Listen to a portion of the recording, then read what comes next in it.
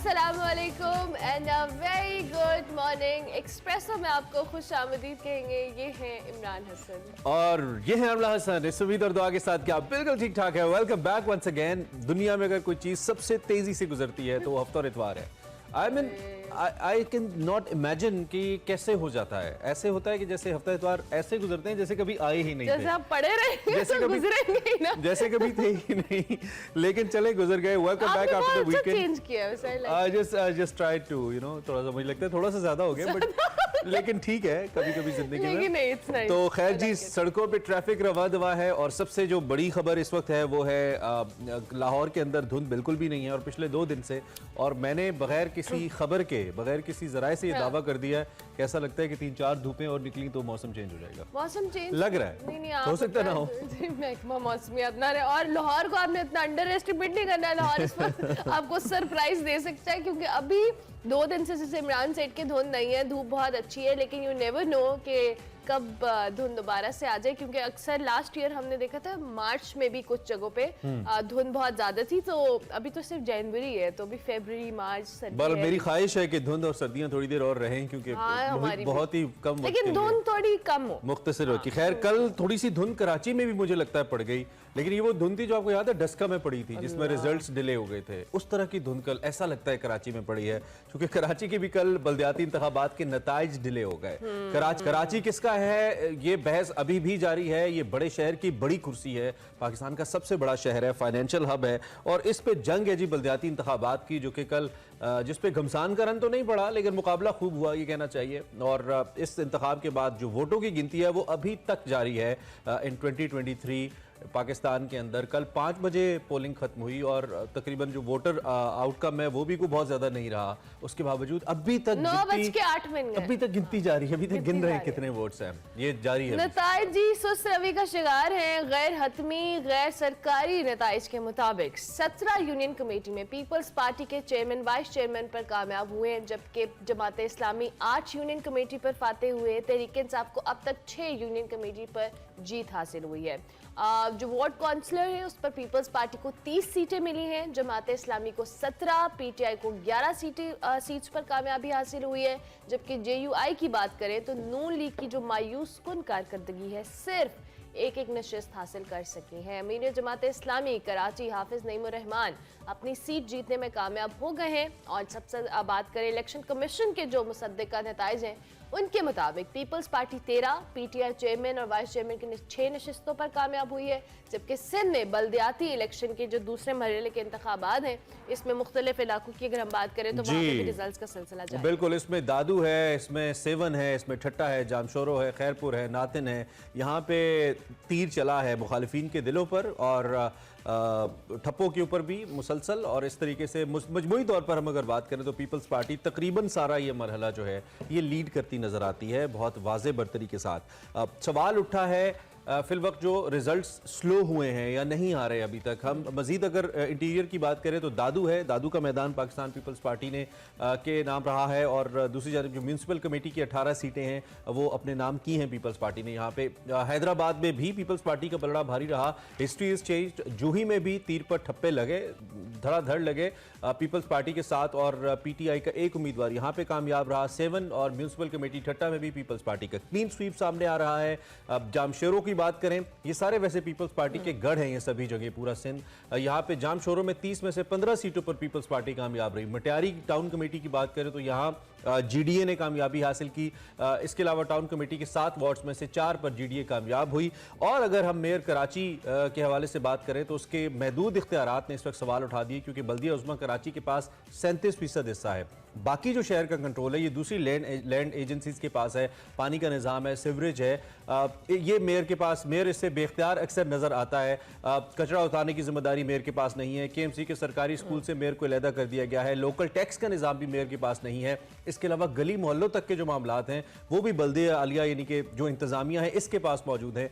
आगे हम अगर सेहत की बात कर लेते हैं, हॉस्पिटल, डिस्पेंसरीज, मेयर बेख्तियार नजर आता है। कराची के अंदर सिर्फ 27 मरकजी सड़कों की देखभाल एक मेयर के पास मौजूद होती है, और इसी तरीके से जो SLG 2014 के कवानीन है, इसके तहत मेयर सिर्फ 2 करोड़ रुपए का मंसूबा अपनी सवाबदीदी इख्तियार के तहत मुकम्मल कर सकता है। This is what a mayor is all about. बिल्कुल, शहरी अमूर से मुतल्लिक इदारे जो हैं SPCA, LDA, वाटर बोर्ड और KDA भी मेयर कराची को जवाबदेह नहीं है। 37% सड़कें, चंद पार्क, चिड़ियाघर, चंद जो तिबी मराकज़ हैं उनके इख्तियारात मेयर के इख्तियारात में शामिल हैं। तो फिर आप मेयर से क्या तवक्कुआत वाबस्ता कर सकते हैं, क्या एक्सपेक्ट कर सकते हैं? इस तरह से अभी लग रहा है कि जो शहरियों के मसाइल हैं उसमें इख्तियारात आड़े आते रहेंगे, और यूं लग रहा है कि सिंध में जो पीपल्स पार्टी की हुकूमत के सिवा कोई भी सियासी जमात कराची के बल्दियाती इलेक्शन से मुतमईन नहीं है। ऐसी सूरत हाल पे बात कर लेते हैं। हमारे साथ अब्दुल्ला शेख मौजूद हैं, ब्यूरो चीफ हैदराबाद है। उसके साथ साथ फैसल हुसैन साहब हमारे साथ मौजूद हैं। अब्दुल्ला हमारे साथ नुमाइंदे, और फैसल हुसैन हमारे ब्यूरो चीफ कराची हैं। उनसे हम बात कर लेते हैं। Thank you very much Abdullah, बहुत शुक्रिया आपका भी, और फैसल हुसैन हमारे भी ब्यूरो चीफ कराची।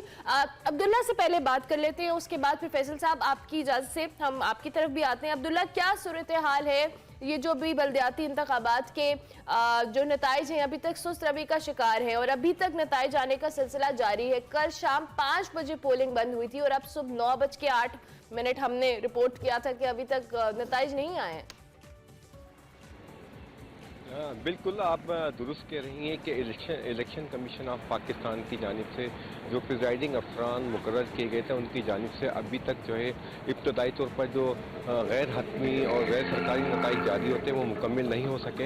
हैदराबाद में कल 123 यूनियन कमेटियों के चेयरमैन और वाइस चेयरमैन, इसके अलावा जो है 400 से ज़ायद वार्ड कौंसलर का इंतखाब हुआ था, लेकिन अभी तक उनका इंतखाबी नताइज मुकम्मल नहीं हो सके। और कमोबेश अब तक जो है सुबह 9 बजे तक जो है तकरीबन 51 यूनियन कमेटियों के नताइज सामने हैं। लेकिन और इसके अलावा जो है इससे कबल आज वक्त जो इलेक्शन से पहले ही जो है 31 यूनियन कमेटियों पर पाकिस्तान पीपल्स पार्टी के चेयरमैन बिला मुकाबला कामयाब हो चुके थे। अब हम जब इब्तदाई नताइज की बात करते हैं गैर सरकारी तौर पर, इस वक्त जो है पाकिस्तान पीपल्स पार्टी बल्दिया आला हैदराबाद में 75 नशिस्तों के साथ पहले नंबर पे है। इसी तरह PTI गैर सरकारी और गैर हतमी नताइज के बाद 15 चेयरमैन और वाइस चेयरमैन पीपल्स पार्टी के मुंतखब हुए। इसी तरह हैदराबाद के अंदर जो है 4 यूनियन कमेटियाँ ऐसी भी हैं जहां पर आज़ाद उम्मीदवारों के पैनल कामयाब हुए। इसी तरह सिर्फ हैदराबाद में जमात इस्लामी अब तक एक यूनियन कमेटी से चेयरमैन और वाइस चेयरमैन की नशिस्त हासिल करने में कामयाब हुई है। अगर हम ओवरऑल इंतखाबी नताइज का जायजा लें तो हैदराबाद ज़िला जो है बल्दिया आला हैदराबाद पर मुश्तमिल है, और इसकी जो टोटल जो यूनियन कमेटियां उनकी तादाद 160 है। 131 पर जो है वो बिला मुकाबला उम्मीदवार कामयाब हुए थे, और गुज़िश्ता रोज जो है 123 यूनियन कमेटियों पर। ठीक है, यहाँ भी आप कह रहे हैं अब्दुल्ला कि ओवरऑल पीपल्स पार्टी लीड करती नजर आती है। ठीक है, आपकी तरफ वापस आते हैं, जरा फैसल से जाते हैं, क्योंकि सबसे जो हॉट न्यूज़ है वो तो कराची की है, सबसे ज्यादा जो गर्म मामला है वो तो कराची का है। तो सवाल मेरा फैसल साहब आपसे ये होगा कि बनेगा नया पाकिस्तान या जिंदा है भुट्टो?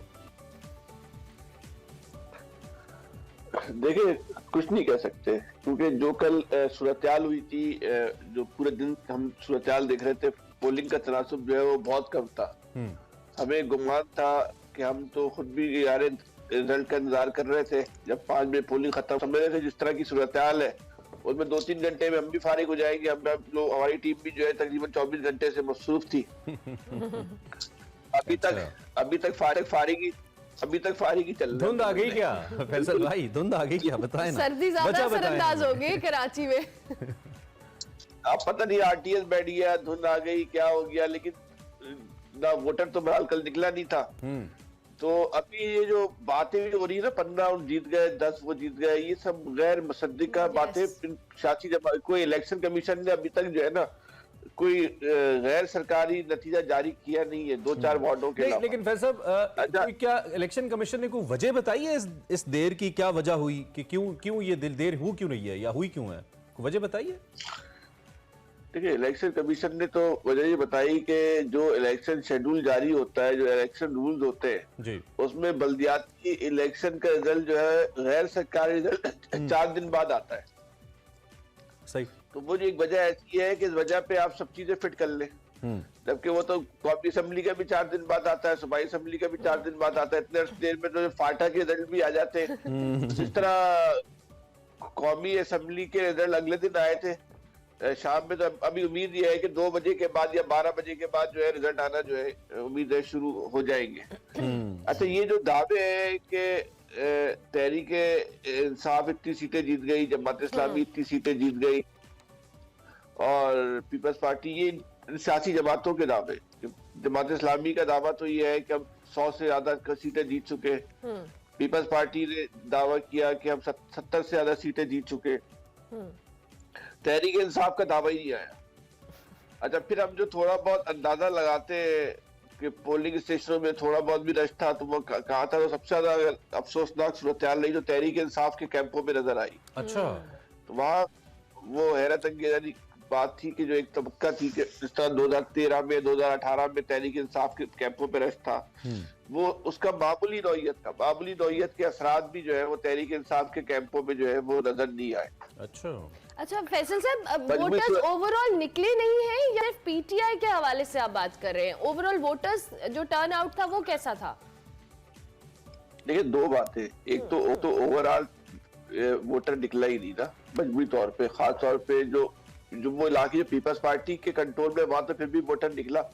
जो इलाके पीपल्स पार्टी के नहीं है, जो शहर के मुदाफाती इलाके नहीं आते, जिसको आम जबान में बोलते, उर्दू स्पीकिंग एरियाज जो बोलते हैं, वहां तो वोटर बहुत कम निकला है। अच्छा, जो निकला भी वोटर है तो वो हमें तहरीक इंसाफ के कैंपों में नजर नहीं आया इतना, वो फिर भी जमात इस्लामी पीपल्स पार्टी के कैंपों में नजर आया।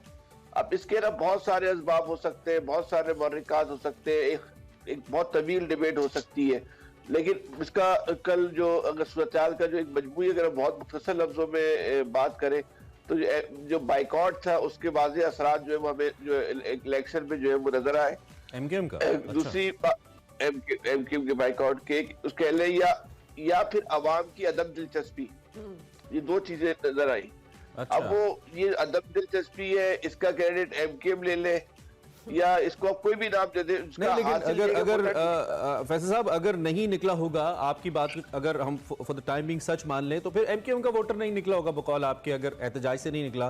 तहरीक इंसाफ तो कुछ 14 एमएनएज रखती है यहाँ पे, सदर यहाँ से, गवर्नर यहाँ से कराची से उन्होंने रखा, सदर मुमलिकत अभी भी कराची से है, क्लिफ्टन के हल्के से हैं। तो क्या कोई भी एमएनए एमपी अपने वोटर्स को मोबिलाइज नहीं कर सका, या पीटीआई की दिलचस्पी आपको उस तरीके से नजर नहीं आई? अल्टीमेटली आप समझते कि अवाम ने रिजेक्ट किया है? जी बिल्कुल, मैं यही बात कह रहा हूँ कि 2 पहलू है ना, या तो एमकेएम का बाइकआउट कामयाब हुआ या फिर अवाम की अदम दिलचस्पी इससे रही। अच्छा, वोटर को जो निकालना बुनियादी तौर पे सियासी जमातों की जो है वो जिम्मेदारी होती है। ये इलेक्शन मैनेजमेंट जिसको हम कहते हैं, जो सियासी जमातें अपनी इलेक्शन मैनेजमेंट करती है, जो इलेक्शन प्लान बनाती है, ये उस प्लान का एक पार्ट होता है कि हमने अपने वोटर्स को निकालना है, और उस निकालने के लिए मुख्तलिफ तरीकों की हिकमत अमली भी जो है वो वज़ा की जाती है। तो ये भी कल फेलियर तहरीक इंसाफ का हो गया। अच्छा, एक और अहम बात ये है, जो सबसे अहम तरीन बात है, कि इस कराची शहर का एक देरीना मुतालबा है कि कराची में एक जो है खुदकार एक मजबूत बल्दियाती निज़ाम होना चाहिए। अगरचे बल्दियाती निज़ाम उस तरह का मजबूत बल्दियाती निज़ाम नहीं है, लेकिन बहरहाल जो बल्दियाती इलेक्शन हो भी रहा था उसमें भी शहरियों ने जो अपनी अदम दिलचस्पी का जो है ना मुजाहरा किया। अब एक शहर के लोगों की इलेक्शन में इस तरह अदम दिलचस्पी पर जो है वो रियासत को आंखें बंदी करनी चाहिए। उन असबाब पे जरूर गौर करना चाहिए, उन मौरिकात पे जरूर गौर करना चाहिए कि इतनी बड़ी आबादी जो है वो इतने अहम नौइयत के इलेक्शन, जिसका बिल्कुल डायरेक्ट ताल्लुक, बराह रास्त ताल्लुक एक आम इंसान की जिंदगी से, एक आम इंसान के रोजमर्रा मामूलात से, एक आम इंसान के घर के अंदर से, ठीक है, पानी से, सीवरेज से, आपकी बेसिक चीज, सड़क सफाई से, ठीक है, उससे वो लोग क्यों इतना ताल्लुक हो रहे हैं? सही, इस पे रियासत को सोचना चाहिए। फैसल, आप हमारे साथ ही हैं, हम अब्दुल्ला से भी जरा मजीद सूरत हाल जान लेते हैं। अब्दुल्ला, जिस तरह भी फैसल हुसैन भी कह रहे थे कि जिस तरह से कराची में वोटर्स का जो टर्नआउट है वो इतना अच्छा नहीं रहा, लोग नहीं निकले, लोगों की अदम दिलचस्पी है, इसका कोई भी नाम दिया जाए, चाहे वो एमक्यूएम का बाइकआउट कहा जाए या पीटीआई के लिए लोग नहीं निकले। अमनो अमान की सूरत हाल पे भी हमें बताइएगा, क्या ओवरऑल सूरत हाल रही, और जो टर्नआउट है आप चूंकि ग्राउंड पे भी रहे होंगे, ऑन फील्ड रहे होंगे, क्या सूरत हाल आपने ऑब्जर्व की? बिल्कुल, जिस तरह कराची में टर्नआउट कम रहा, इसी तरह हैदराबाद की भी सूरत हाल थी, क्योंकि एमकेएम पाकिस्तान की जानिब से एक तो बाइकाट का ऐलान किया गया, दूसरी तरफ ये जो बलदियाती इलेक्शन हुए वो 3 बार पहले मुलतवी हो चुके थे, और जब पहली बार मुलतवी उस वक्त तक तो सियासी जमातों ने इस बलदियाती इलेक्शन के हवाले से बहुत ज़बरदस्त किस्म की मुहिम चलाई, लेकिन जब 3 बार मुलतवी हुए तो उसके बाद इन बलदियाती इलेक्शन के इनेकाद के मुतालिक बहुत ज़्यादा इबहम पैदा हो गया, और आखिरी में जब 15 जनवरी की तारीख का ऐलान किया गया तो 11 जनवरी से जो सूरत हाल पैदा हुई, एमकेएम की जानिब से मुतालबात हल्का बंदियों के हवाले से सामने आए, सिंध हुकूमत की जानिब से लेटर्स लिखे गए, लेकिन इलेक्शन कमीशन की जानिब से उनको जो है नहीं तस्लीम किया गया और हल्का बंदियाँ बरकरार रखी गई, और जो 14 जनवरी की शब जब एमकेएम पाकिस्तान की जानिब से बलदियाती इलेक्शन का बाइकाट किया गया तो उसके नतीजे में जो हैदराबाद शहर में भी जो एमकेएम के जो ज़ेर असर इलाके हैं वहाँ पर बहुत ज़्यादा फ़र्क पड़ा, लेकिन इसके साथ साथ जो है पाकिस्तान पीपल्स पार्टी का जो ज़ेर असर इलाका है कासमाबाद है या टंडोजा में, वहाँ पर भी बहुत ज़्यादा कोई टर्न आउट नहीं रहा। कासमाबाद में जब हम कल पोलिंग स्टेशन पे गए तो सूरत हाल ये थी कि जहाँ पर 1600 वोटर्स थे वहाँ पर 5 घंटों के दौरान सिर्फ 100 वोटर्स ने, इसी तरह जो है टोटल 9 घंटों के दौरान जो है 200 वोटर्स ने वोट डाला। तो हैदराबाद शहर और लतीफ़ाबाद, कासमाबाद इधर भी टर्नआउट कोई बहुत ज़्यादा नहीं रहा। फैसल हुसैन साहब की बात बिल्कुल दुरुस्त है कि एक तो ये जो बलदियाती निज़ाम है वो बाइख्तियार नहीं बेइख्तियार निज़ाम है, और बदकिस्मती की बात है कि तमाम सियासी जमातें जो खुद अपोजिशन में होती हैं वो उस वक्त तो ये चाहती हैं कि बाइख्तियार बलदियाती निज़ाम हो, जिसकी मिसाल हमारे सामने सदर परवेज़ मुशर्रफ का बलदियाती निज़ाम है। उस वक्त ज़िला निज़ाम हुकूमत था तो तमाम पूरे मुल्क में एक यकसा बलदियाती निज़ाम था जिसका फेज़ जो है जिसके समरात आवाम को मिली, लेकिन उसके बाद जब सियासी हुकूमतें आई तो उन्होंने अपने मकसद के लिए बलदियाती निज़ाम वज़ा किया। और अब इसकी मैं आपको एक मिसाल दूँ कि पूरे सिंध के अंदर आप जब बलदियाती इदारों का जायज़ा लेते हैं तो कहीं पर डिस्ट्रिक्ट कौंसल है, कहीं मेट्रोपॉलिटन कॉरपोरेशन है, ज़िला कौंसल है, टाउन कमेटीज़ हैं, म्यूनिसिपल कमेटीज़ हैं, इस तरह कई तरह का बलदियाती निज़ाम है, और हर सतह पर बलदियाती इदारों के जो है इख्तियारात अलग हैं और कहीं पर तो बिल्कुल भी इख्तियारात नहीं हैं। तो ऐसी सूरत में आवाम इस पर ट्रस्ट नहीं करते। ठीक है अब्दुल्ला, साथ ही रहिए भाई। बिल्कुल इन दी एंड एक तो सबसे ज्यादा नजरें हैं इस वक्त जब भी कोई इंतखाब आता है तो वो तहरीक इंसाफ के ऊपर होती है। इमरान खान जो कि मुझे याद है कि अपनी कुछ तकरीरों में आसिफ अली जरदारी को और बिलावल को चैलेंज कर चुके हैं कि मैं तुम्हें सिंध में आके कहीं पे भी हरा सकता हूँ।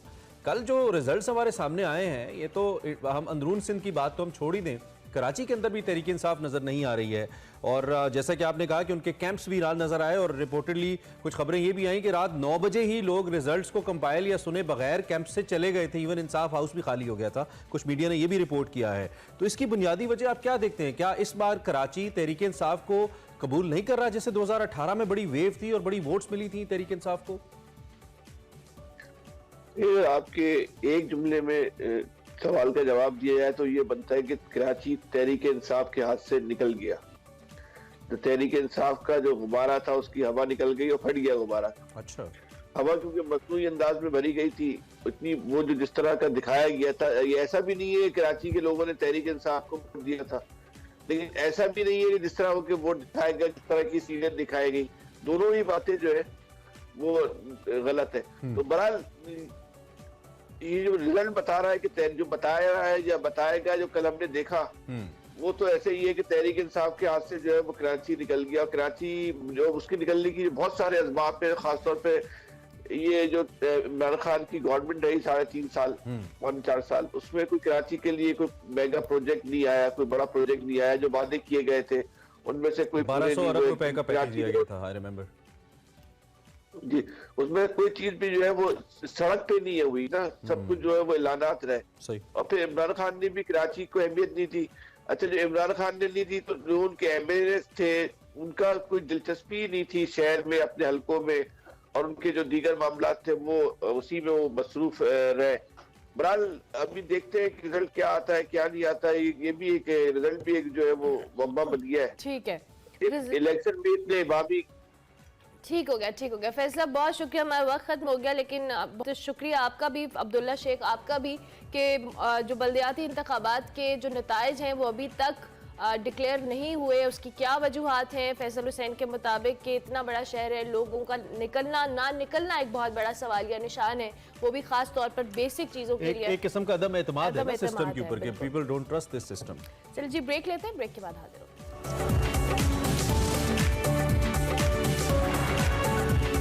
Welcome back to Expresso. अब आपकी मुलाकात करवाते हैं जनाब एक और ऐसी शख्सियत से। देखिए, मामूल की शख्सियात से तो आप मिलते रहते हैं ना, लेकिन ऐसी शख्सियात जो कि ज़िंदगी के मुख्तलिफ शोबों में अपने आप को लेके चल रही हैं और उसके साथ साथ अपने शौक़ की भी तकमील कर रही हैं, वो बहुत बड़ी कम है पाकिस्तान में। हम आपकी मुलाकात social media sensation traffic warden Waseem Arshad से करवाते हैं। आपने इनको सोशल मीडिया पे देखा, उससे पहले एक्सप्रेसो में भी, हाँ एक्सप्रेसो में भी इनको देखा है। भाई बहुत ज़बरदस्त इनका पैशन है, पैशन इनका बॉडी बिल्डिंग है, जॉब इनकी ट्रैफिक वार्डन की है, दोनों ज़बरदस्त तरीके से माशाल्लाह लेके चल रहे हैं। सारा दिन सड़कों पर ट्रैफिक कंट्रोल करते हैं और फिर रात को जिम में जो सारा कैथारसिस होता है ना, जिनको लोग बातें भी सुनाते होंगे या ट्रैफिक की धूल मिट्टी वाला काम है ये। वो फिर ये जिम में निकालते हैं। तो वसीम ने जनाब रिसेंटली पाकिस्तान ओलंपिया विन किया, फैसलाबाद में कंपटीशन हुआ है और इसके अलावा ये मिस्टर पाकिस्तान और बड़े जो टाइटल्स हैं मिस्टर पंजाब वगैरह, उसमें भी पार्टिसिपेशन का इरादा रखते हैं। लेकिन इनके पैशन और प्रोफेशन के दरमियान बैलेंस कमाल है, इसीलिए आज हमने सोचा कि हम वसीम से बात करें। बिल्कुल, उनको हम खुशामदीद कहेंगे। आपको एक बार फिर से एक्सप्रेसो में खुशामदीद। कैसे हैं आप? खैरियत से?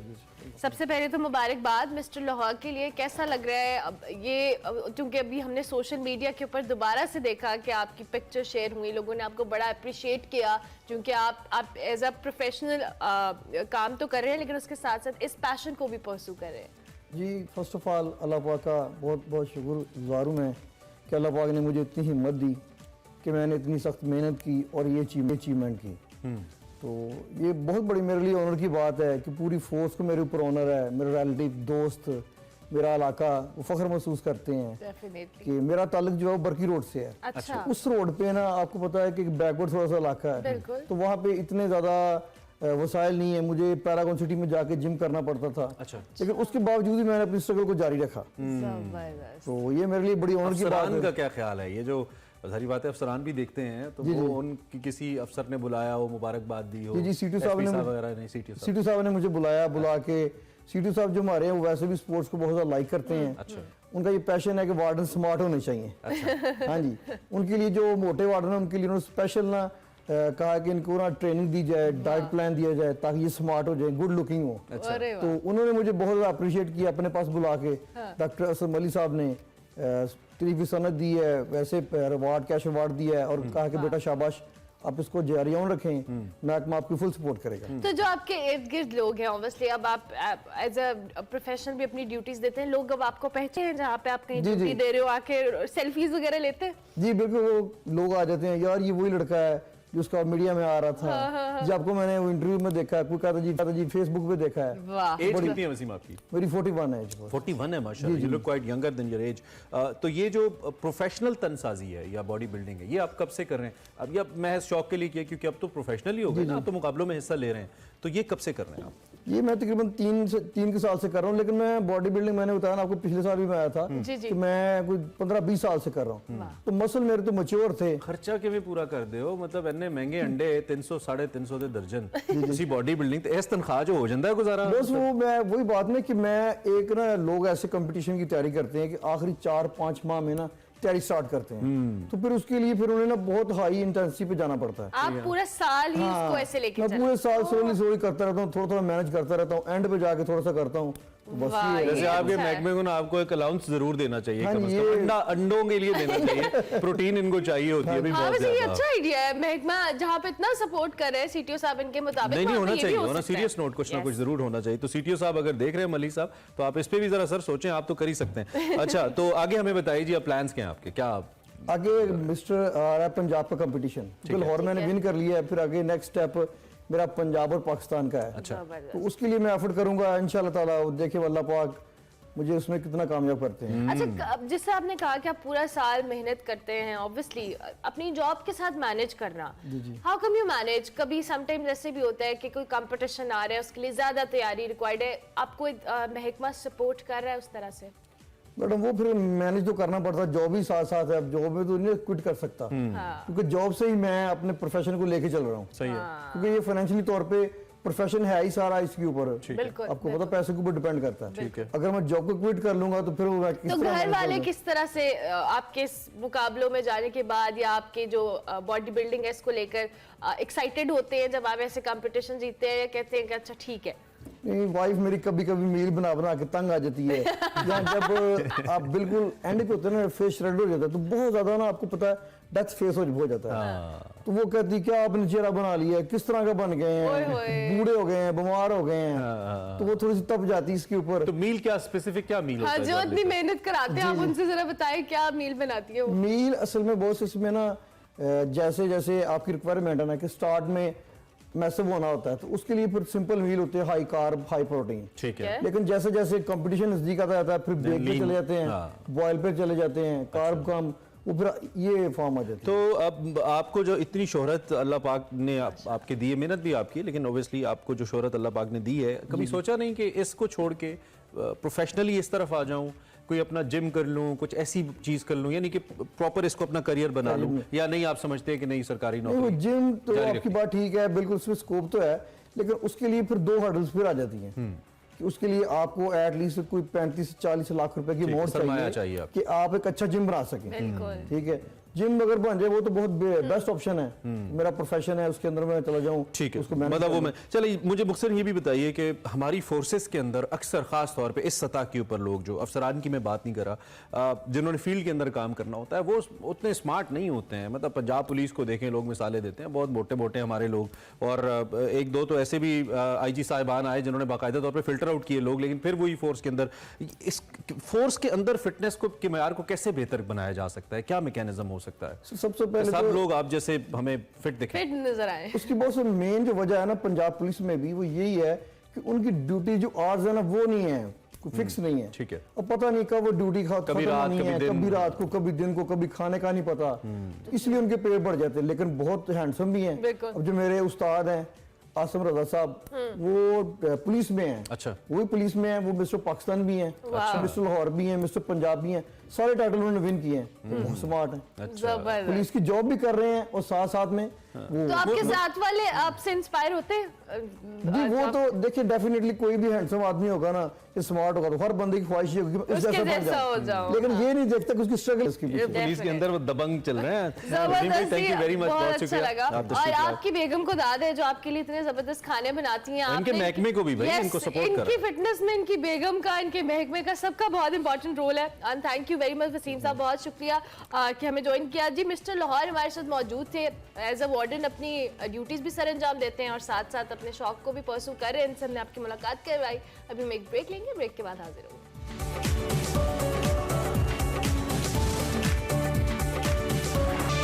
Welcome back. बच्चों की सेहत की अगर बात करें और मुस्तकबिल की बात करें तो उसके लिए ज़रूरी है कि उन्हें पोलियो वैक्सीन, पोलियो से बचाव के क़तरे लाजमी पिलवाए जाएं। पोलियो एक ऐसी ख़तरनाक बीमारी है जिससे बच्चे उम्र भर के लिए माजूरी का शिकार हो सकते हैं, और हम आपको ये भी बताएं कि पोलियो अगर एक बार हो जाए तो बच्चा ज़िंदगी भर ठीक नहीं हो सकता, इसका इलाज नहीं है। अब फैसला आपने करना है कि मुल्क के चारों सूबों में ये इस वक्त जो कैंपेन चल रही है, इसमें आपने अपने बच्चों को कतरे पिलाने हैं या नहीं। 16 से 20 जनवरी तक खुसूसी पोलियो मुहिम में अपने बच्चों को वैक्सीन और कतरे ज़रूर पिलाएं और पाकिस्तान को पोलियो से निजात दिलाएं। याद रखें, पोलियो एक लाइलाज बीमारी है, जैसे हमने आपको बताया, और इसे शिकस्त देने के लिए वालिदैन को अपना किरदार अदा करना होगा और अपने बच्चों को लाजमी पोलियो वैक्सीन और कतरे पिलाने होंगे। इसलिए पोलियो वर्कर्स जब भी आपके पास आएँ, आप उनके साथ भरपूर ताउन करें, उन्हें खुले दिल से खुशामदीद कहें, क्योंकि फैसला आपने करना है अगर कल बच्चे को चलना। अमला कहना आसान है, देखें उस शख्स को जो कि उम्र भर के लिए माजूर है, किसी का मोहताज है, प्लीज़ अपने बच्चों पे जुल्म ना करें, पोलियो से बचाव के कतरे उनको पिलाएं और सपोर्ट करें जो पोलियो वर्कर्स आपके पास 16 आते से हैं। 20 जनवरी तक 16 से 20 तक पूरे मुल्क हाँ, के अंदर पूरे जारी मुल्क है। में ये कैंपेन है। अच्छा जी, आगे बढ़ते हुए इससे पहले कि हमने एक और ब्रेक पे जाना है, लेकिन अनदर सोशल मीडिया सेंसेशन, एक सोशल मीडिया वीडियो जिसने एक दफ़ा फिर कल हमारे दिल को, मेरे दिल को तो खास तौर पर, because I am great music lover, Sajjad Ali साहब की कल एक और वीडियो वायरल हुई। उफ, बहुत ही जबरदस्त गाया उन्होंने, और वो जब भी गाते हैं जबरदस्त ही गाते हैं। तकरीबन 14-15 साल से और प्रोफेशनली 1979 से अपनी आवाज़ का जादू जगाने वाले, 4 दहाइयों से ऊपर दिलों पे राज करने वाले Sajjad Ali, hats off to you sir, legend. क्या बात है। ब्रेक लेते हैं। ब्रेक लेते हैं। प्रोग्राम के दूसरे हिस्से में आपको खुशामदीद कहेंगे और अब आपको दिखाएंगे हमारा सेगमेंट मेरा पाकिस्तान, जिसमें फैरा फैज आज हमें बता रही है कि लाहौर फूड स्ट्रीट में खाने पीने के अलावा कौन सी ऐसी चीजें जिनको आप एंजॉय कर सकते हैं और जो मादूम होती तारीख है उसको कैसे जिंदा किया जा रहा है। देखते हैं आज का सेगमेंट मेरा पाकिस्तान।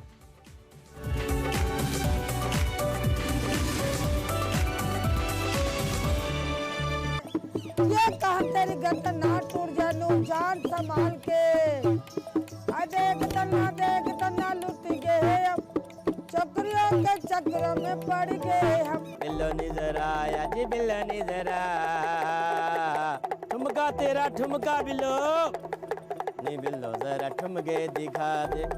रिक्शा ले आओ जी आओ। आज आपको हम दिखाते हैं लाहौर की मशहूर और हिस्टोरिकल प्लेसेस। आज मैं इस वक्त मौजूद हूँ लाहौर की मशहूर ज़माना फूड स्ट्रीट पर।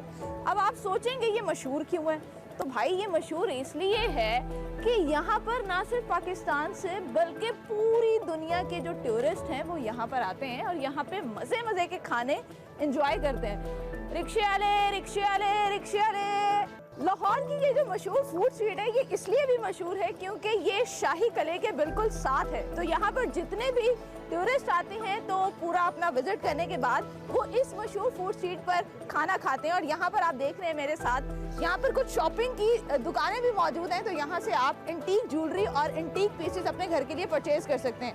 इसके अलावा इस वक्त मैं शाही सवारी पर मौजूद हूँ, तो मैं इस फूड स्ट्रीट का खुलकर एंजॉय करना चाहती हूँ। इसी वजह से अभी घोड़े के ऊपर मैं इस फूड स्ट्रीट का विजिट करूंगी। चले भाई। देखो कैसे बैठ के दिखाए, लोग जाते हैं शॉपिंग के लिए, मार्केट भी जाते हैं, पैदल नहीं। आजकल का ज़माना है गाड़ी पे सफ़र करने का। शीला भी गाड़ी चलाए, पुराने मॉडल की गाड़ी।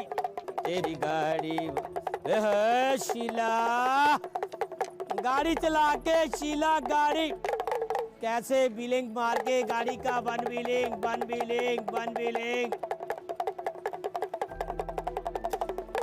नी बिल्लो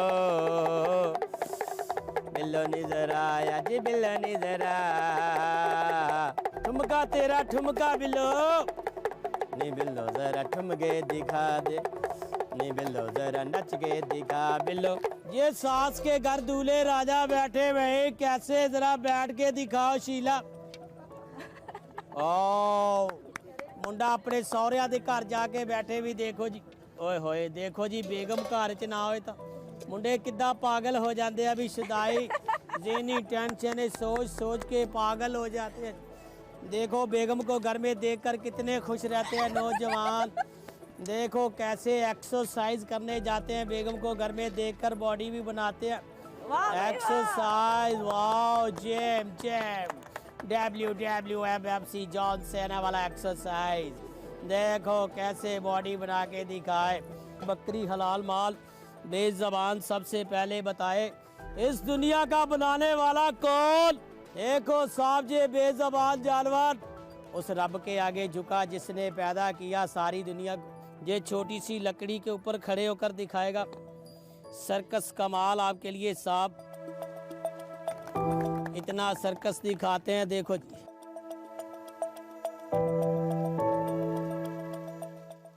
छोटे छोटे स्टूल हैं बच्चों, इनके ऊपर खड़े होकर दिखाया जा रहा है जानवर कमाल लगाए जा रहे हैं।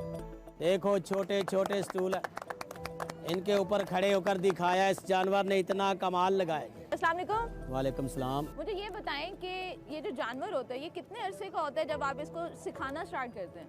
6 माह का बच्चा होता है, उसको मार्केट से खरीद कर लाते हैं, उसको फिर सिखाते हैं, टेम करते हैं, जो हम आइटम दिखाते हैं। ये हमारा नस्ल दर नस्ल आ रहा है आगे, हम खुद ही इसको तैयार करते तो हैं। यानी आपके अबाव-ए-अजदाद भी यही काम करते थे? जी जी, ये कितने अरसे में सीखा है? कम से कम 1 साल लग सकता है। 1 साल? जी। Thank you so much.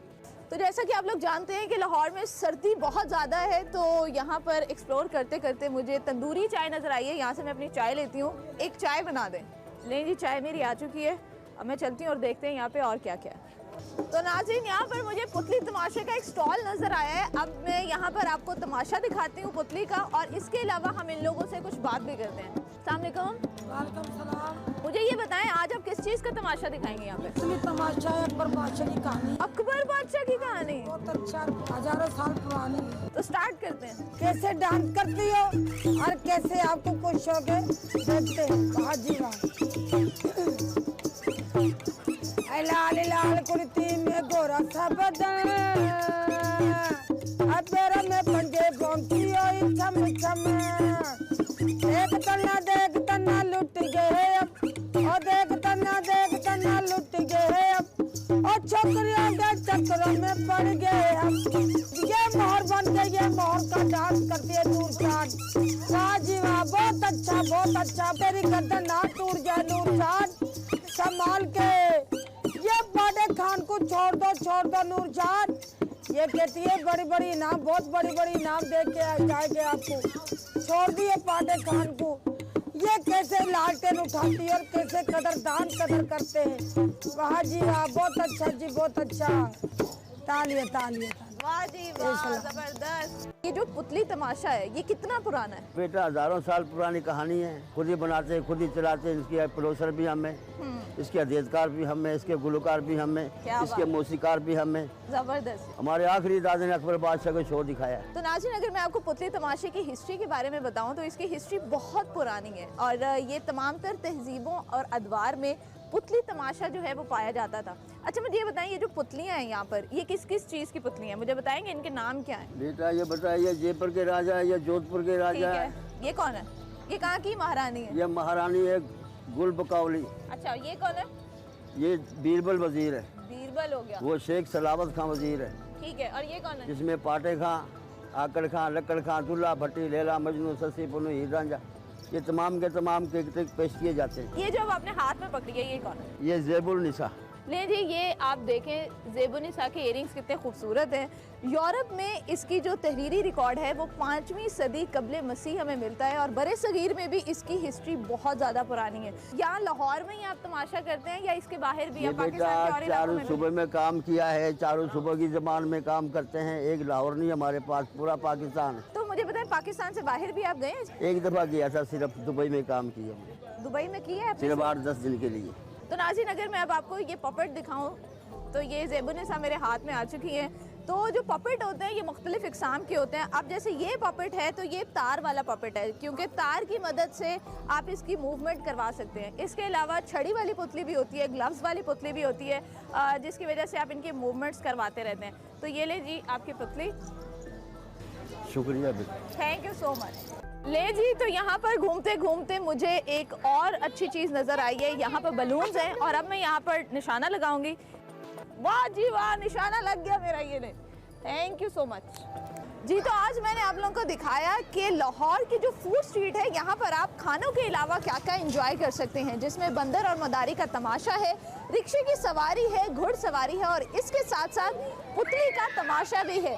यहाँ पर बच्चों का बहुत ज़्यादा शोर है, क्योंकि बच्चे बहुत ज़्यादा एंजॉय कर रहे हैं, और उम्मीद करती हूँ आपने भी आज का ये जो सेगमेंट है एंजॉय किया होगा। मुझे दीजिए इजाज़त और देखते रहिए एक्सप्रेसो। Welcome back. प्रोग्राम में आगे बढ़ते हैं और बात करते हैं कुछ पाकिस्तान वर्सेस न्यूजीलैंड सीरीज की। अच्छा, पुरानी होगी ये खबर, कोई बात नहीं, हम तो बात करेंगे ना। हमने बात नहीं की इसके ऊपर, ये कैसे हो सकता है कि हम बात ना करें? भाई, पाकिस्तान और न्यूजीलैंड की सीरीज हुई, पहले टेस्ट सीरीज हुई, ड्रॉ हो गई, हम कोई मैच नहीं जीते। फिर हमारे होम ग्राउंड के ऊपर वनडे सीरीज हुई, वो हम हार गए। इससे पहले इंग्लैंड के साथ हमारी होम सीरीज हुई, वो हम 3-0 से क्लीन स्वीप हो गए। This is where Pakistan cricket team stands right now. आखिरी मैच के अंदर मैच बड़ा सख्त हुआ, एक लम्हे लगा कि पाकिस्तान जीत जाएगा, लेकिन हम वो मैच हार गए, और इस तरीके से 2-1 से जो न्यूजीलैंड है उसने इसमें पाकिस्तान को हराया, और इसे कहते हैं ना, जीती बाजी हार गए हम किस्मत तो नहीं कह सकते, किस्मत ही कुछ किस्मत ऐसी नहीं थी, थी, हरकत ही कुछ ऐसी करतूत थी, तो है। हरकत ही कुछ ऐसी थी। जनाब दूसरी जानिब बतौर अबूरी चीफ सेलेक्टर शाहिद आफरीदी की मुद्दत खत्म हो गई। शाहिद आफरीदी ने सीरीज के इख्तिताम पर अलविदाई पैगाम जारी वो किया आए, आके चले भी गए, मिले भी नहीं। और लिखा कि न्यूजीलैंड को वनडे सीरीज में फतह हासिल करने पर मुबारकबाद, और कहा कि वो पुरएतमाद है कि कौमी टीम जल्द फॉर्म में वापस आएगी। पाकिस्तान क्रिकेट बोर्ड का शुक्रिया अदा करते उन्होंने लिखा कि पाकिस्तान और न्यूजीलैंड की सीरीज के लिए मुझे चीफ सेलेक्टर की जिम्मेदारी सौंपने पर पीसीबी का शुक्रिया अदा करता हूं। और इसके साथ साथ उन्होंने ये भी लिखा कि इस जिम्मेदारी को भरपूर लुत्फ उठाया और ये भी कहा कि उम्मीद है कि मैं अपने दलेराना फैसलों के बाइस मदाहों की उम्मीदों पर पूरा उतरा हूंगा और मैं हमेशा किसी भी मदद के लिए हाजिर रहूंगा। वैसे अब अगर चांस दिया ही था तो थोड़ी और देर के लिए वैसे देना चाहिए था। I liked it. थोड़ा सा थ्रिल तो मजा आता है ना आया। हाँ, आफरीदी thrill था में वैसे। जब तक वो रहते हैं। खैर गैर मुल्की कोच के लिए तकर्रुर का वक्त कम और ऑप्शंस महदूद हो गए हैं। और दूसरी जानिब हम अगर क्रिकेट बोर्ड की बात करें तो परेशान है साबिक इंग्लिश कोच जो एंडी फ्लावर हैं। उन्होंने पाकिस्तान क्रिकेट को इंटरव्यू देते हुए, क्रिकेट पाकिस्तान को जो वेबसाइट है, इंटरव्यू देते हुए ये कहा है कि जो ये कोचिंग वाला मामला है मेरी इसमें दिलचस्पी नहीं, अदम दिलचस्पी उन्होंने जाहिर की है। इस वक्त सलीम खालिक हमें ज्वाइन कर रहे हैं, उनसे हम बात करते हैं कि वो जो थ्रिल शरीरी लेकर आए थे T20 में वो इससे किस हद तक मुतमईन है। दूसरी जानिब IL T20 की बात भी कर लेते हैं जिसका अगला एडिशन पाकिस्तानी स्टार्स के साथ होगा। ऐसा PCB मैनेजमेंट कमेटी के सरबराह नजम सेठी ने कहा है।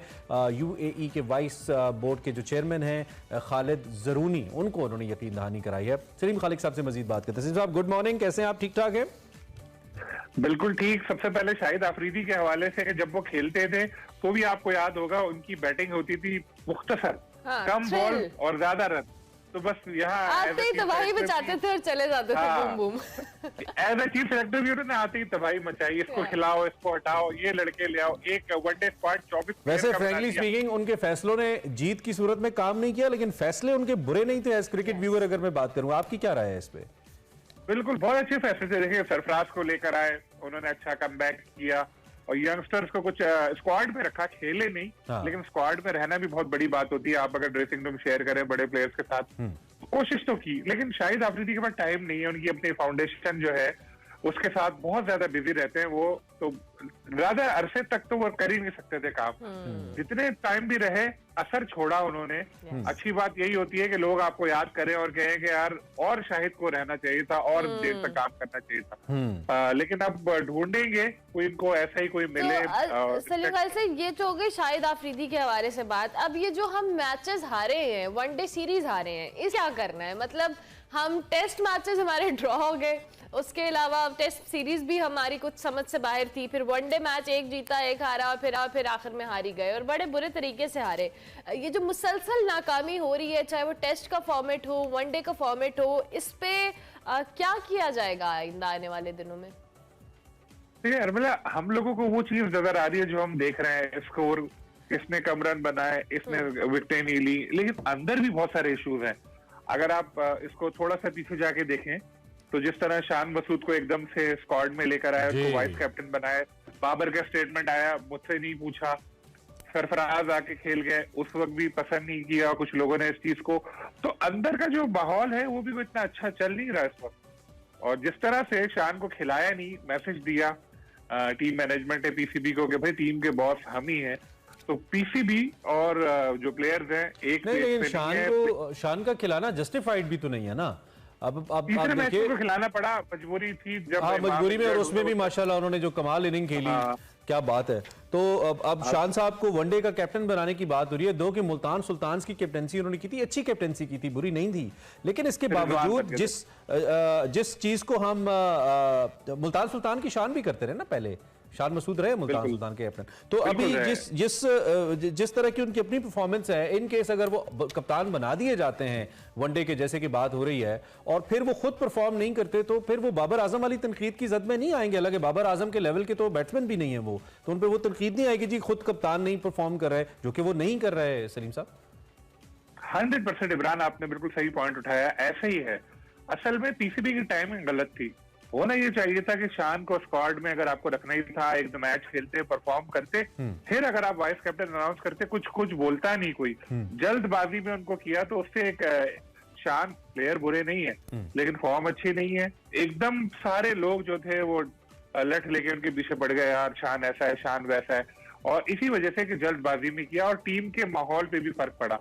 जो कैप्टनसी में चेंज करने की बातें हो रही हैं या इस तरह की चीजें चल रही है, उसकी वजह सिर्फ परफॉर्मेंस नहीं है, वो प्लेयर्स पावर है। प्लेयर्स पावर आपने देख ली, जो शान को नहीं खिलाए 2 मैच, वो उसको कहते हैं प्लेयर पावर, कि जो बोर्ड से भी बड़े, बोर्ड ने वाइस कैप्टन बनाया, खिलाओ, उन्होंने नहीं खिलाया, ये प्लेयर्स पावर है। शायद इसलिए जो है पीसीबी ने कैप्टनसी जो है वो स्प्लिट करने का फैसला किया है। अच्छा हाँ, कोच की बात आप उस वक्त बड़ी इंटरेस्टिंग आपने बात, एंडी फ्लावर, जहां मैं दुबई में हूँ तो यहाँ T20 तो यहाँ एक्सेस है प्लेयर्स तक भी, कोचेस तक भी, तो मुझे तो जो फॉरेन कोच अच्छा मिलता है, मैं अपने पहली बात तो पीसीबी से फोन आया, आप आ रहे हैं?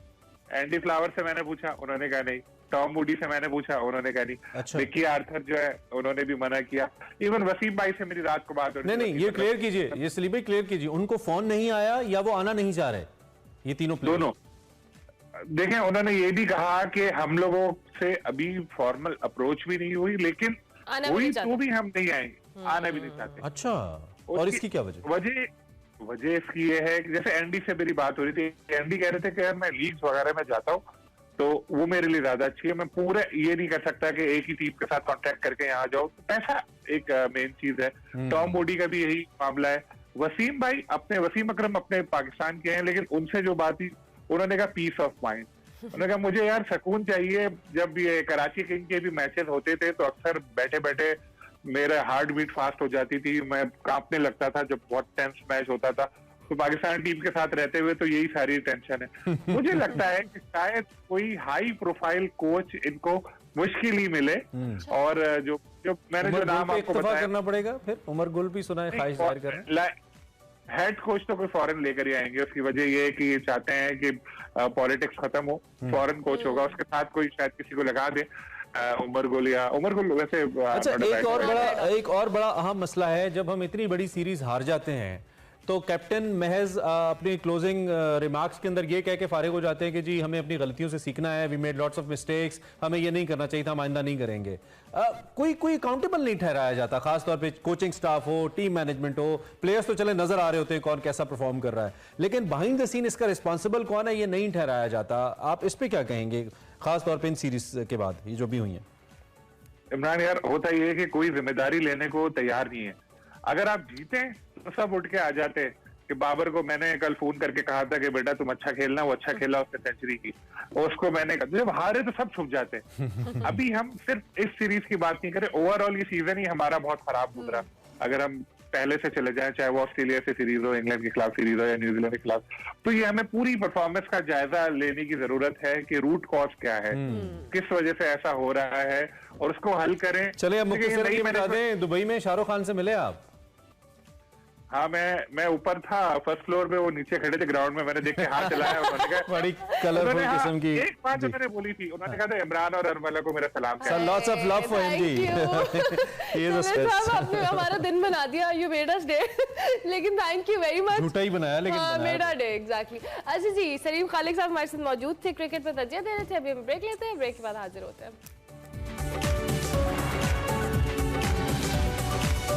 Welcome back to Expresso. बात करते हैं सेगमेंट माइंड मैटर्स की, बल्कि इनफेक्ट आपको दिखाते हैं जहां पे वकार अहमद साहब बात कर रहे हैं सितारा इम्तियाज पाने वाले इमरान कुरैशी साहब से, और हॉलैंड में होने वाली फन पारों की नुमाइश के हवाले से ये बात हो रही है, आपको दिखाते हैं। अस्सलाम वालेकुम नाज़रीन, मैं हूं वकार अहमद और आप देख रहे हैं माइंड मैटर्स। एक नावल है बुरहान पामूक का, माई नेम इज़ रेड। और माई नेम इज़ रेड अब आप पढ़ते हैं तो आप हैरान हो जाते हैं कि जो आर्टिस्ट थे 16वीं सदी की या 15वीं सदी की जो मिनिएचर बना रहे थे, उनकी कमाल कहानियाँ हैं उसमें, और नोबेल प्राइज़ के हवाले से इस नावल ने बुरहान पामूक को बहुत मदद की नोबेल प्राइज़ हासिल करने में। उस नावल के अंदर वो जो आर्टिस्ट हैं वो अंधे हो जाते हैं, और जो आर्टिस्ट अंधे नहीं होते, यानी अंधा होना काबिल फ़ख्र समझा जाता है किसी भी आर्टिस्ट के लिए, और अगर वो नहीं होता तो वो बाकायदा छुपता फिरता है कि क्योंकि मैं अंधा नहीं हुआ तो कहीं मेरे आर्ट में कोई नुक्स रह गया जिसकी वजह से मैं अंधा नहीं हुआ।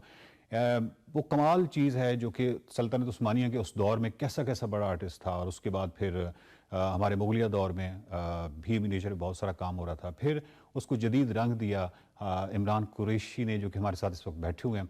इमरान साहब जो हैं वो सितारा इम्तियाज़ हैं, बहुत बड़ा नाम है, पाकिस्तानी बहुत बड़ा नाम जो कि बैनुल अक़वामी सतह पे बहुत ज़्यादा पहचाना जाता है, और मेरे लिए बड़ी फ़ख्र और बहुत ही एजाज़ की बात है कि इमरान साहब ने हमें टाइम दिया। इमरान साहब बहुत शुक्रिया आपका। थैंक यू वेरी मच, बहुत शुक्रिया। सबसे पहले तो मुझे आपसे बेसिकली तो ये पूछना है कि हॉलैंड में जो अभी एक बहुत अच्छी एग्जीबिशन हुई है पाकिस्तानी आर्टिस्ट्स के हवाले से, वो क्या थी और वहाँ पे किस तरह के फनपारे थे, कौन से आर्टिस्ट थे? लेकिन उससे पहले कि मैं ये सवाल पूछूं, मेरे ख्याल है कि सल्जूक साहब से सुन लेते हैं कि सल्जूक साहब जो हैं, जो कि सल्जूक तारड़, जो कि पाकिस्तान के एम्बेसडर हैं हॉलैंड में, उनकी ही लीडरशिप में ये सारा काम वहाँ पे हुआ। तो सल्जूक साहब क्या कहते हैं, जरा ये सुनिए पहले। एग्जीबिशन का बहुत हमें पॉजिटिव रिस्पांस आ रहा है, जिसमें हमारे अपने डियास्पोरा कम्युनिटी के लोग भी आ जाए। उन्होंने एग्जीबिशन देखी, बहुत इंटरेस्ट जाहिर किया, और इसके बाद हमारे अपने जो डच इंटरलॉक्यूटर्स हैं, जो दोस्त हैं, वो भी आ रहे हैं। डिप्लोमेटिक कम्युनिटी से बहुत सारे लोग आए, और इसमें उनको पाकिस्तान में जो विजुअल आर्ट्स में काम हो रहा है, पाकिस्तान की जो कल्चरल डाइवर्सिटी और स्ट्रेंथ है, उसकी एक बेहतर अंडरस्टैंडिंग मिल रही है। सो हमारे लिए ये एक बहुत कामयाब इनिशिएटिव है। तो ये थे सल्जूक तारड़।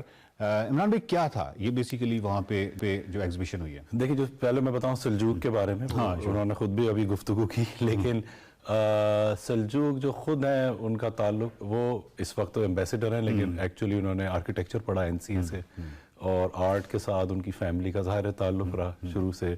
उनके भाई भी आर्किटेक्चर में थे NCA में, वो छोटे जो भाई हैं, और ये खुद भी थे, और हम एक ही बैच में होते थे साथ।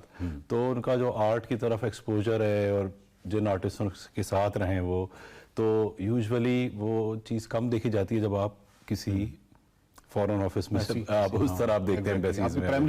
हाँ, वो मेरा ख्याल है। तो अब वो उन्होंने अपनी उस वाली जो एक उनको एक पॉजिटिव उनका एक साइड है, उसको वो यूज़ कर रहे हैं for the diplomacy over there, which is a great idea कि आर्ट ऐसी चीज़ है जो सबसे मेरा ख्याल है पाकिस्तान का, जी, सबसे मौसर डिप्लोमेसी कही जा सकती है आर्ट को, मौसीकी या बिल्कुल। और वो पाकिस्तान का जो इमेज है वो बहुत मौसर तरीके से चेंज हो रहा है। और इस एग्जीबिशन में भी जो इन्होंने पाक आर्ट के नाम से ये शो क्यूरेट किया है, तो इसमें हर तरह के आर्टिस्ट आपको नज़र आते हैं, यंग हैं, कंटेम्प्रेरी हैं ज़्यादा मोस्टली।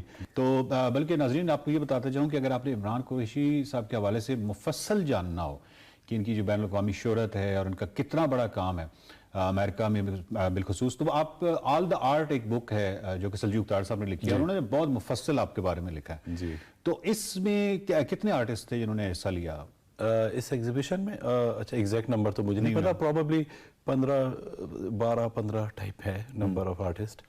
और लेकिन ये है कि वो बड़ी एक डाइवर्सिटी है काम के अंदर, प्रिंट मेकिंग भी है, वीडियोस भी हैं, डिजिटल प्रिंट भी है, पेंटिंग्स भी हैं, रिस्पांस का ड्राइंग्स भी हैं।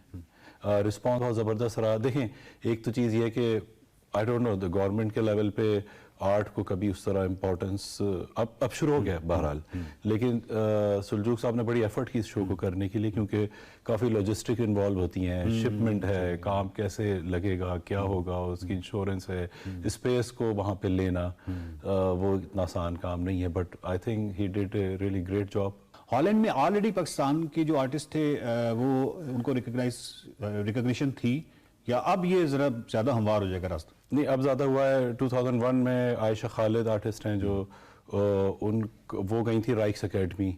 आई थिंक बड़ा पहला आर्टिस्ट था उनकी, राइक्स एकेडमी पुराना एक इंस्टीट्यूशन है वहाँ पे, जिन्होंने कोई पाकिस्तानी आर्टिस्ट लिया था 2 साल के उस पे। उसके बाद फिर मजीद आर्टिस्ट गए, उसको फॉलो किया, और फिर एग्जीबिशंस भी अब शुरू हुई हैं। मेरे ख्याल है नेदरलैंड में उस तरह नहीं है जैसे बाकी अगर आप यूके में देखते हैं, अमेरिका में देखते हैं और दुनिया की जगहों पे, लेकिन एक अच्छा स्टार्ट है। लेकिन इस तरह की एग्जीबिशन जो हैं वो रास्ता हमवार कर सकते हैं। जी, इसमें बहुत अच्छी चीज़ ये हुई है कि बहुत ज़्यादा व्यूअरशिप मिली है अनएक्सपेक्टेडली, क्योंकि एक तो ये म्यूजियम के साथ है, ये जो बिल्डिंग जिसमें ये शो लगाया गया है, ये कोई उस तरह की गैलरी नहीं है एक्टिव किस्म की, बट ये एक स्पेस को इन्होंने ट्रांसफॉर्म किया है प्रॉबेबली, जो जहाँ तक मेरी इंफॉर्मेशन है। तो लेकिन उसमें ये शो लगाया गया, तो म्यूजियम का जितना क्राउड आता है, they just see the banner of Pakistan, तो they immediately comments want to see कि पाकिस्तान में आर्ट कैसा होता है, क्योंकि उनके जो स्टीरियोटाइप्स हैं पाकिस्तान के बारे में, जो मीडिया के थ्रू नेगेटिव एक इमेज है, वो पूरा चेंज होता है जब वो अंदर जाते हैं और दे गेट सरप्राइज्ड कि इस तरह से काम हो रहा है वहाँ पे।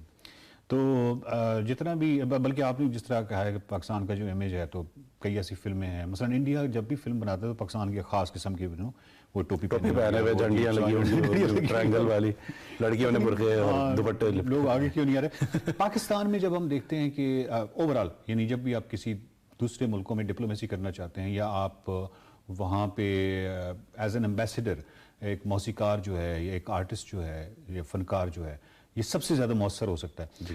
पाकिस्तान की जो ज़मीन है कितनी रिच है, तो आप क्या समझते हैं कि ये हमने उस तरह फ़ायदा नहीं उठाया आज तक? अपने आर्टिस्ट थे, यानी इतना बड़ा नाम होते हैं हमारे पास और हम उनसे, हमारी हुकूमतें फ़ायदा नहीं उठाती। ये तो सल्जूक तो क्योंकि खुद आर्टिस्ट हैं तो उस हवाले से उनका अपना इंटरेस्ट बहुत ज़्यादा इन्वॉल्व है। ये जो आपको महसूस होती है, ये बिल्कुल है, ये कमी तो है और इसको मेरे ख्याल है इसकी तरफ तवज्जो देनी चाहिए, क्योंकि आपने देखा होगा कभी आर्ट की वजह से पाकिस्तान का नेगेटिव इमेज नहीं बना। हिस्ट्री में अगर आप देखें हमेशा पॉजिटिव न्यूज़ ही आई हैं, तो इसको अब रियलाइज़ करना चाहिए इस सिचुएशन को, गवर्नमेंट को, और इस पे ज़रा फोकस करना चाहिए। लाहौर के अंदर स्पेशली या ओवरऑल पाकिस्तान में पेंट के हवाले से अगर हम कहें, पेंटर्स के हवाले से कहें, तो इस हवाले से और जो इंटरनेशनल ट्रेंड्स हैं या जिस तरह मॉडर्न आर्ट है, मतलब ये हमारे जो आर्टिस्ट हैं वो हर लिहाज से उनका मुकाबला करते हैं? जी, अब आप देखते हैं असल में देखें ये गैप कम हुआ है जब सोशल मीडिया और इंटरनेट और ये सारी जो information, quick exchange of knowledge हुआ थ्रू इंटरनेट, तो मेरे ख्याल है वो जो एक चेंज था ना कि वेस्ट बहुत आगे है और पाकिस्तानी आर्ट कहीं और है, आई थिंक वो डिफरेंस नई जनरेशन में तो ख़त्म ही हो गया, क्योंकि वो हर तरह की चीज़ें एक वक्त में देखते हैं। वो पाकिस्तानी आर्ट भी देख रहे हैं, वो एशियन भी देख रहे हैं, वो वेस्ट में क्या हो रहा है, और उनकी एक और तरह से माइंड चलता है। तो वो जो आपको दीवारें नज़र आती थी वो शायद कम होती जा रही हैं, वो बड़ी नेचुरली कम हो रही हैं, वो ऐसे नहीं हो रही कि कोई स्ट्रेटेजिकली उसको कम किया जा रहा है। आई थिंक अच्छी बात है कि बड़ी नेचुरली उसमें, लेकिन जो ओरिएंटल मतलब आर्ट है वो अगर अपनी उस ट्रेडिशन के साथ थोड़ा सा, यानी उसकी परछाई अगर ट्रेडिशन की रहेगी तो उस लिहाज से वो थोड़ा मुनफरिद नहीं रहेगा। कि मिसाल के तौर पे हमारी एक मिनिएचर जो है, हमारी एक ट्रेडिशनल, वो कि आप इस बेशक मॉडर्निटी या उसको जिद्दत नवाज दें, लेकिन अगर उसकी थोड़ी सी परछाइयाँ जो पुरानी हमारी ट्रेडिशनल आर्ट है, जो कोई ओरिएंटल आर्ट को ओरिएंटल आर्ट बनाता है जी, तो देखें कोई चीज़ आप डिक्टेट करके नहीं या इस तरह नहीं कर सकते, चीज़ें नेचुरली होती हैं। मिनिएचर में भी जो चेंज आया है वो लास्ट 25-30 सालों में आया है और बहुत ज़बरदस्त वो चेंज है, उसमें हर तरह की चीज़ नज़र आती है कि अब मिनिएचर आर्टिस्ट बड़े स्केल पे काम कर रहे हैं, वीडियोस भी बना रहे हैं और चीज़ें भी, लेकिन जो उनकी ट्रेनिंग हुई है वो एज ए ट्रेडिशनल पेंटर की हुई है, तो वो झलक जब उसमें नज़र आती है तो वो एक उसको यूनिकनेस नज़र आती है। बेशक वो एक कॉन्शियस डिसीजन नहीं होता कि ट्रेडिशन डालना है मसाले की तरह, ठीक है, जब वो मसाले की तरह डालेंगे वो बड़ी फेक सी, बड़ी एक मज़ाहिया चीज़ बनेगी। लेकिन जब वो आपके अंदर होती है, you feel that I think, और आपकी वो सेंसिबिलिटी है, तो आप कुछ भी काम करते हैं उसमें वो कहीं ना कहीं ब्रिज होता है। तो मैं भी अपना काम जब करता हूँ, मैं ये सोचता नहीं हूँ कि मैं कोई मिनिएचर पेंटर हूँ तो मैंने यही करना है। ये लोग कहते हैं कि मैं मिनिएचर पेंटर हूँ, मैं तो जो मैं चाहता हूँ मैं वो कर रहा हूँ जब जिस चीज़ का दिल चाहता है। इमरान भाई बहुत बहुत शुक्रिया आपका। चलो नाज़रीन, बात ये है कि हमारे नुसरत फ़तेह अली खान से लेके और नूर जहाँ से लेके, यानी मौसीकी की अगर हम दुनिया की बात करें, फिर मुसव्वरी की बात करें, तो कितना बड़ा नाम जो है वो पाकिस्तान ने पैदा किया, और इन लोगों को हम शायद उस तरह इस्तेमाल नहीं कर सके जिस तरीके से मुख्तलिफ ममालिक जो हैं आर्ट को डिप्लोमेसी के हवाले से और अपने एम्बेसडर के तौर पे बैरूनी दुनिया भेजते हैं, और जितना इन्फ्लुएंशियल ये हो सकते हैं इतना कोई और डिप्लोमेसी नहीं हो सकती। चाहिए तो ये कि यहाँ पे जो हमारी मुसव्वरी है और हमारी जो मौसीकी है, और ये क्योंकि बहुत इनफरादियत लिए हुए है, तो ये पूरी दुनिया को दिखाना चाहिए, पूरी दुनिया में बतौर एम्बेसडर्स हमारे फनकार जाने चाहिए। देखते रहिए माइंड मैटर्स। Welcome back. बात करते हैं प्रोग्राम के आखिरी हिस्से में कुछ बैनुल-अक़वामी खबरों की। कैलिफोर्निया में तूफ़ानी बारिशें हुई हैं यहाँ पे, और आप ये देख सकते हैं लैंडस्लाइडिंग हुई है। अमरीकी सदर ने एमरजेंसी नाफिज कर दी है। सैलाब और लैंडस्लाइडिंग अब तक 19 लोगों की जान ले चुकी है। 2.5 करोड़ अफराद मुतासिर हुए हैं, और बिजली से बहुत सारे लोग हैं जो कि मुतासिर हुए हैं। इससे पहले आपको पता है मुख्तलिफ इलाकों को बर्फानी तूफ़ान ने लिया हुआ था, और अब ये सूरत हाल है, ख़तरनाक सूरत हाल है। ये कुछ मनाजिर भी आप देख रहे हैं, जिसके बाद एमरजेंसी नाफिज कर दी गई है यहाँ पे कैलिफोर्निया की हम बात करें, मनाजिर आपने देखे हैं, बड़ी तबाही हुई है यहाँ पर इस सैलाब से, जिसमें आप मुख्तलिफ गाड़ियों को भी देख सकते हैं रोड्स के अंदर गिरी हुई हैं, और ओवरऑल कुछ अच्छी सूरत हाल नहीं है, एमरजेंसी नाफिज कर दी गई है। प्रोग्राम में जी आगे बढ़ते हैं और अब आपको कुछ मिस यूनिवर्स के हवाले से बताते हैं। तो अमेरिका मुकाबला हुस्न, और ये हर साल होता है। इस पर 23 का जो मुकाबला था उसमें अमेरिका की अर्बूनी गैब्रियल ने मिस यूनिवर्स का एजाज जीत लिया है। और अगर आपको इस हवाले से थोड़ी डिटेल्स दें, यहाँ पर मुकाबला हुआ जिसमें दुनिया भर से 84 ख़वातीन ने शिरकत की, जिसमें मिस अमेरिका का एजाज़ अपने पास रखने वाली अर्बूनी गैब्रियल ने मिस यूनिवर्स बनने में कामयाबी हासिल कर ली। और गुज़िश्ता साल की जो मिस यूनिवर्स थी हरनाज सिंधु, उन्होंने नई मिस यूनिवर्स को ताज पहनाया। और ये मनाजिर आप देख सकते हैं, बड़ा जी ब्यूटी कॉन्टेस्ट होता है हर साल और पूरी दुनिया से, पूरे मुख्तलिफ ममालिक से ख़वातीन जो है अपने अपने मुल्क को रिप्रेजेंट करती हैं। और इस बार यूनाइटेड स्टेट्स ऑफ अमेरिका की जो खातून है, इन्होंने मिस यूनिवर्स का एजाज़ अपने हाथ। चले जी, दुनिया की सबसे हसीन औरत के बाद दुनिया की सबसे बुलंद तरीन इमारत पे आपको लेकर वाह वाह वाह, क्या लिंक जो बात करते हैं दुनिया की बुलंद तरीन इमारत पे। पठान आ गया, मतलब पठान का ट्रेलर आ गया, फिल्म आ रही है शाहरुख खान। ये आपने पिछले लिंक का सारा क्रेडिट ले लिया वापस। दुनिया की बुलंद तरीन इमारत पे भाई पठान का ट्रेलर दिखाया गया है, जो कि भारत के मारूफ अदाकार शाहरुख खान साहब की फिल्म है। और चूंकि अब ये एक इंटरनेशनल इवेंट्स, इसके ऊपर बहुत पैसे लगाए जा रहे हैं, बड़ी मैसिव कैंपेन की जा रही है इस फिल्म को मार्केट करने के लिए। तो इसका जो ट्रेलर था वो दुनिया की सबसे बुलंद इमारत बुर्ज खलीफा पर दिखाया गया है। और इस मौके पर शाहरुख खान साहब खुद भी मौजूद थे, आप देख सकते हैं, काफ़ी खुश नज़र आ रहे हैं। और एक मीनार नुमा स्क्रीन के तौर पर दिखाई दे रहा है इस वक्त। ये और नीचे लोगों ने उनको डांस परफॉर्मेंस के थ्रू जो वो ट्रिब्यूट भी पेश किया है। सो ये बड़ा अच्छा मदाहों ने शाहरुख खान के, ये बेसिकली फिल्म की मार्केटिंग का एक हिस्सा है। फिर कल जो लीग हो रही है, क्रिकेटिंग लीग, उसके अंदर भी शाहरुख खान साहब लोगों के साथ खुशगपियाँ करते नजर आए। और इनको किंग खान कहा जाता है, भारत के अंदर बड़े मशहूर है, पाकिस्तान में भी हैं। और मुख्तलिफ फिल्मों के हवाले से इनके बारे में ये कहा जा रहा है कि शायद ये इंडिया की सबसे हाई बजटेड फिल्म है और सबसे ज़्यादा डिस्कस की जाने वाली फिल्म है। कंट्रोवर्सी बहुत है, इंडिया में बड़े फसाद शुरू हो गए हैं जी पठान के ऊपर, लेकिन स्टिल एज यूजुअल इंडियंस का काम ही क्या है। चले जी, प्रोग्राम का वक्त खत्म हो गया, कल फिर मिलेंगे इंशाल्लाह। मंडे पार्टी शुरू हुई है, पूरा हफ्ता आने हमने, कल मिलते हैं। अल्लाह हाफ़िज़।